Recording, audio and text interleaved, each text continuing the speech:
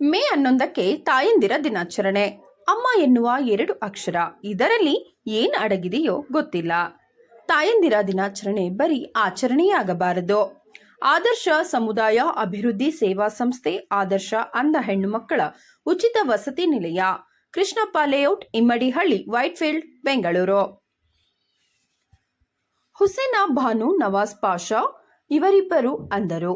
ಇವರಿಗೆ 2 ಹೆಣ್ಣು ಮಕ್ಕಳು. ಮೊದಲನೆಯವರು ಜಾಹೇದಾಬಿ, ಇನ್ನು 2ನೆಯ ಮಗಳು ಹಜೀರಾ.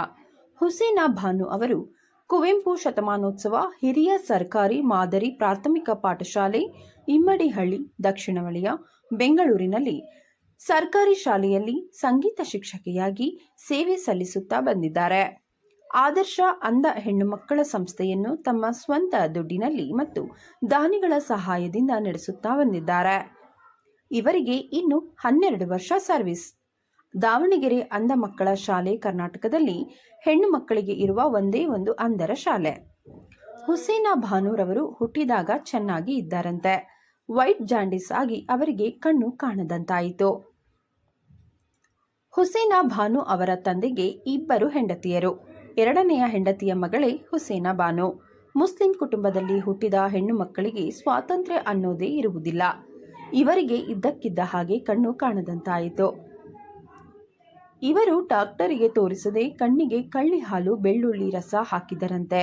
3 ದಿನದ ನಂತರ ಕಣ್ಣಿನಿಂದ ಕರಿಗಡ್ಡೆ ಬಿತ್ತಂತೆ. ಅಕ್ಕಪಕ್ಕದ ಜನರು ಬಂದು ನೋಡಿ ಅವರಿಗೆ ಇನ್ನೂ ಕಣ್ಣು ದೃಷ್ಟಿ ಕಾಣುವುದಿಲ್ಲವೆಂದು ಹೇಳಿದರಂತೆ. ಹುಸೇನಾ ಭಾನುರವರ ಗಂಡ ಸ್ನೇಹಿತರ ಜೊತೆಯಲ್ಲಿ ಆಟ ಆಡುವಾಗ ಬಿದ್ದು ಕೈಕಾಲು ಸ್ವಾಧೀನ, ಕಣ್ಣು ದೃಷ್ಟಿ ಹೋಯಿತು. ಮದುವೆ ಆದ ನಂತರ ಹುಸೇನಾ ಭಾನುರವರ ಗಂಡ ಮೆಂಟಲಿ ತುಂಬಾ ಶಾರ್ಪ್ ಆಗಿ ಇದ್ರಂತೆ.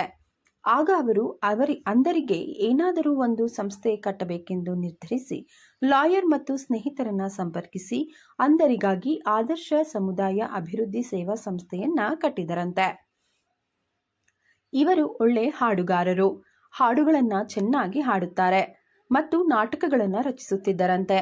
ಹುಸೇನಾ ಭಾನುರವರು ಬ್ಲೆಂಡ್ ಎಂದು ಗೊತ್ತಿದ್ದರೂ ಮದುವೆಯಾದರಂತೆ. ಮಿಡಲ್ ಬರ್ತ್, ಇಬ್ಬರು ಮದುವೆಯಾದರೆ ಮಕ್ಕಳು ಆಗೋ ಚಾನ್ಸಸ್ ಕಡಿಮೆ ಎಂದು ಇವರು ತಿಳಿದಿದ್ದರಂತೆ. ಆದರ್ಶ ಸಮುದಾಯ ಅಭಿವೃದ್ಧಿ ಪ್ರತಿಷ್ಠಾನ ಎಂದರೆ ನೊಂದವರು, ಸೋತವರು, ಅಂಗವಿಕಲರು ಎಲ್ಲರೂ ಬರುತ್ತಾರೆ. ಈ ಸಂಸ್ಥೆಯನ್ನ ನೋಂದಾಯಿಸಿದರು. ಈ ಸಂಸ್ಥೆಯಲ್ಲಿ ವರ್ಷಕ್ಕೆ 15 ಜನರನ್ನ ಮಾತ್ರ ಅಡ್ಮಿಷನ್ ಮಾಡಿಕೊಳ್ಳುತ್ತಿದ್ರಂತೆ. ಈ ಸಂಸ್ಥೆಗೆ ಸರ್ಕಾರದಿಂದಾಗಲಿ, ರಾಜಕೀಯದ ಜನಪ್ರತಿನಿಧಿಗಳಿಂದಾಗಲಿ, NGOಗಳಿಂದಾಗಲಿ ಯಾವುದೇ ಸಹಾಯ ಆಗಿಲ್ಲ. ಈ ಸಂಸ್ಥೆಯು ದಾನಿಗಳ ಸಹಕಾರದಿಂದ ಮತ್ತು ಅವರೇ ಸ್ವತಃ ತಮ್ಮ ಸ್ವಂತ ಹಣದಿಂದ ಸಂಸ್ಥೆಯನ್ನ ನಡೆಸಬೇಕಂತೆ. ಅವರು ಆರ್ಕೆಸ್ಟ್ರಾ ನಡೆಸುತ್ತಾ ಅಲ್ಲಿ ನಮ್ಮ ಸಂಸ್ಥೆ ಇದೆ, ಅವರ ಏಳಿಗೆಗಾಗಿ ಸಹಾಯ ಬೇಡಿ ಎಂದು ಹೇಳುತ್ತೇವೆ. ಈ ಕಾರ್ಯಕ್ರಮವನ್ನ ನೋಡಿ ದಾನಿಗಳು ಊಟ ಹಾಕಿ ಸಹಾಯವನ್ನ ಮಾಡುತ್ತಾರೆ. ಆರ್ಕೆಸ್ಟ್ರಾ ಮಾಡಿದ್ರೆ ದಿನಕ್ಕೆ 500, 1000, 2000 ಅಷ್ಟು ಆಗಬಹುದು ಅಷ್ಟೇ. ಅದರಿಂದ ಹಾಸ್ಟೆಲ್ ಅನ್ನು ನಡೆಸುತ್ತೇವೆ ಮತ್ತು ಅಡಿಗೆ ಕೆಲಸ ಮಾಡುವವರಿಗೆ, ಕ್ಲೀನಿಂಗ್ ಮಾಡುವವರಿಗೆ ನಾವೇ ದುಡ್ಡು ಕೊಡಬೇಕು. ಶಿವಕುಮಾರ್ ಎಂಬುವವರು ನಮ್ಮನ್ನು ಆಟೋದಲ್ಲಿ ಕರೆದುಕೊಂಡು ಹೋಗಿ ಅಲ್ಲಿಂದ ಕರೆದುಕೊಂಡು ಬರುತ್ತಾರೆ. ಆಟೋ ದರ 500 ಕೊಡಬೇಕಾಗತ್ತೆ ಮತ್ತು ಹಾಡು ಹಾಡುವವರಿಗೆ ಊಟ ಕೊಡಿಸಿ ಪಾಕೆಟ್ ಮನಿ ಅಂತ 50, 100 ಕೂಡ ಕೊಡಬೇಕಾಗತ್ತೆ. ಶಿವಪ್ಪ ಅಕ್ಕಿರವರು ಈ ಸಂಸ್ಥೆಗೆ ಅಧ್ಯಕ್ಷರು. ಇವರು ಕೊಪ್ಪಳ ಅಂಗವಿಕಲರ ಸಂಸ್ಥೆಯಲ್ಲಿ 20 ವರ್ಷಗಳಿಂದ ಕೆಲಸ ಮಾಡುತ್ತಿದ್ರಂತೆ. ಕೆಲಸ ಬಿಟ್ಟ ನಂತರ ಸಹಾಯ ಮಾಡುವ ಸಲುವಾಗಿ ಈ ಸಂಸ್ಥೆಯಲ್ಲಿ ಸೇವೆ ಮಾಡುತ್ತಿದ್ದಾರೆ ಎಂದು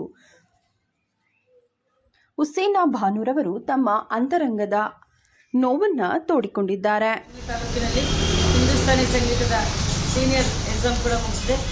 ನನ್ನ ಅದೇ ಡಿಸ್ಟಿಕಲ್ಲಿ ರಾಯಚೂರು ಜಿಲ್ಲೆಯಲ್ಲೇ PUC ಕೂಡ ಮುಗಿಸಿದೆ.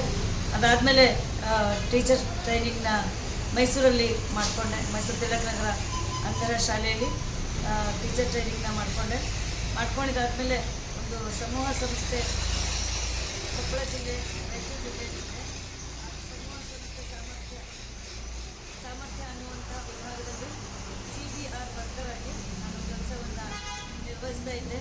ಗೌರ್ಮೆಂಟ್ ಜಾಬ್ ಆಗೋದಕ್ಕಿಂತ ಮುಂಚೆ. ನಂತರ SIRD ಸಂಸ್ಥೆ ಮೈಸೂರು ಲಲಿತ್ ಮಹಲ್ ರೋಡಲ್ಲಿದೆ.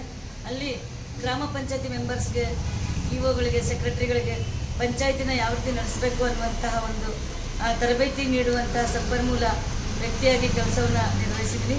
ಹಾಗೆಯೇ ಸರ್ವ ಶಿಕ್ಷಣ ಅಭಿಯಾನದಲ್ಲಿ ಗೃಹಾಧಾರಿತ ಬೋಧಕಿಯಾಗಿ ಕೂಡ ಕೆಲಸ ಮಾಡಿದ್ದೀನಿ. ಅಂದರೆ ಮನೆಯಲ್ಲಿ ಶಾಲೆಗೆ ಹೋಗಲಿಕ್ಕೆ ಆಗದಿರುವಂತಹ ಅಂಗವಿಕಲ ಮಕ್ಕಳಿಗೆ ಯಾವ ರೀತಿ ಪೋಷಕರು ನೋಡ್ಕೋಬೇಕು, ಅಂತಹ ಅಂಗವಿಕಲ ಮಕ್ಕಳನ್ನ ಯಾವ ರೀತಿ ಸಮಾಜದ ವಾಹಿನಿಗೆ ತರಬೇಕು ಅನ್ನುವಂತಹ ವಿಷಯವಾಗಿ ಕೆಲಸವನ್ನು ಮಾಡಿದ್ದೀನಿ. ಅದೇ ಪ್ರಕಾರವಾಗಿ ಈ